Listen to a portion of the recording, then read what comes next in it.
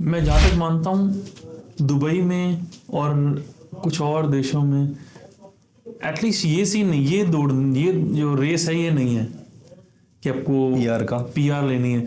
आप फोकस करते हो कि आपको डेवलपमेंट कैसे करनी है, अपनी आगे कैसे बढ़ना है, कुछ ऐसे करना कैसे है।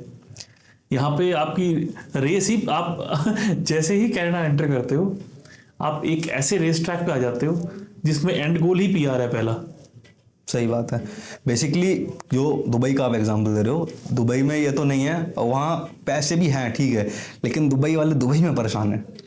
हाँ, वो मेरे को, मैं बताता हूँ, वो तो मेरे फितरत है को, हमारी। हाँ, मेरे को मैसेज आते हैं, डेली से आते हैं दुबई से 10-15 मैसेज, भाई मैं दुबई में हूँ, आप कैसे भी कनाडा बुला लो, जितने पैसे लगेंगे। अब उनको लगता है कनाडा में हमारे मजे हैं, तो दुबई वाले इस चीज़ से परेशान है। तो हर चीज़ में हर कंट्री वाला हर तरीके से परेशानी है, कोई कहीं सेटिस्फाई नहीं है। और फिर पता है डिपेंड भी करता है कि आपका पीछे का बैकग्राउंड क्या है। बट टू बी ऑनेस्ट, मैं कैमरे का बैठा हूँ, मैं बहुत सेटिस्फाइड हूँ यहाँ पे। अब इस बात पे लोग चाहे कैसे भी जज करें, मैं सेटिस्फाइड हूँ अभी जिस सिचुएशन में हूँ मैं, क्योंकि मैं बहुत छोटी फैमिली से आता हूँ। बहुत कुछ देखते हुए यहाँ पे आके मैंने साल भर में इतना पैसा कमा लिया जितना मैं इंडिया में रह के 10-20 साल में कमा पाता, उतना मैंने यहाँ साल भर के अंदर कमा लिया। तो मेरे लिए सब कुछ जो भी है अभी सब सेटिस्फाइड है। अब जिसकी इंडिया में ही है संपत्ति इतनी, जिसने देखा है लाखों में खेला है शुरू से ही, वो आके रहेगा तो उसको तो सब बुरा ही लगेगा ना। और जिसको लिटरली बुरा लगता है वो चले जाते हैं। मेरे 2-3 दोस्त हैं, अपना साल भर रहे, जॉब भी नहीं करी, मौज करी, चले गए वापस पढ़ाई पूरी करके।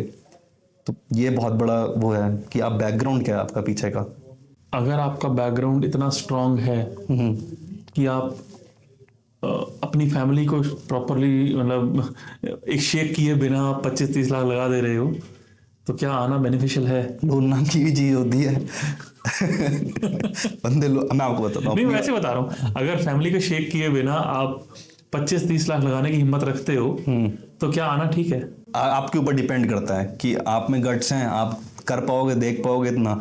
जैसे मैं अपनी ही बात करूं, जब मैंने ये प्लान करा था आने का, 4 साल हो गए प्लान करते करते, मेरे घर के अकाउंट में 1 लाख रुपए भी नहीं थे, और मैं आज बैठा हूं यहाँ पे। तो पता नहीं 1 लाख से वो 25 लाख कहाँ से कैसे जुड़ गए और बैठ गए, और मेरा सब सही चल रहा है। आप लोन पे आए थे? हाँ, मैं लोन पे आया हूँ, मेरा लोन चल रहा है आराम से पीछे, तो वो भर भी रहा है, और जीआईसी वीआईसी सब, मतलब पूरा लोन पे आया था मैं। तो इसलिए मैं सेटिस्फाइड हूँ कि बहुत नीचे से मैं आया हूँ, और वैसे मैंने बोला कि जितना मैं उधर कमा नहीं पाता उतना मैं साल भर में कमा दिया।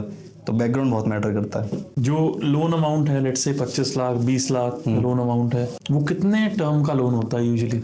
मेरा जो है, मेरा ऐसी 12-13 के आसपास है। 12-13 साल का? 12-13 लाख का लोन है। 12-13 लाख का लोन, ठीक है। तो उसमें क्या है, मेरे को जब तक मैं स्टूडेंट स्टेटस पे रहूंगा मुझे 3-3 हज़ार की वो देनी है इंस्टॉलमेंट, जैसी हर महीने? हाँ, हर महीने। जैसी मैं 2 साल मेरे कंप्लीट होते हैं तो मेरी बड़ी किस्तें चालू हो जाएंगी।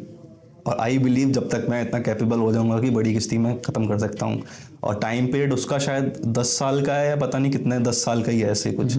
और उसमें एक चीज़ ये भी है कि अगर मेरे पास कल हो जाते हैं 12 लाख तो मैं कल के कल पे कर सकता हूँ। बट इंटरेस्ट रेट बहुत हाई है, 13.5%। यहाँ आप कनाडा में रह रहे हो, वहाँ 5-6-10%, 5-6% मैक्सिमम देख के तो बहुत ज़्यादा ही लगता है। हाँ, लगता है। यहाँ तो 8% तो गाड़ी पे ही है, 8-9% तो। गाड़ी पे तो है, यहाँ बहुत चीज़ें हैं, घर पे भी है।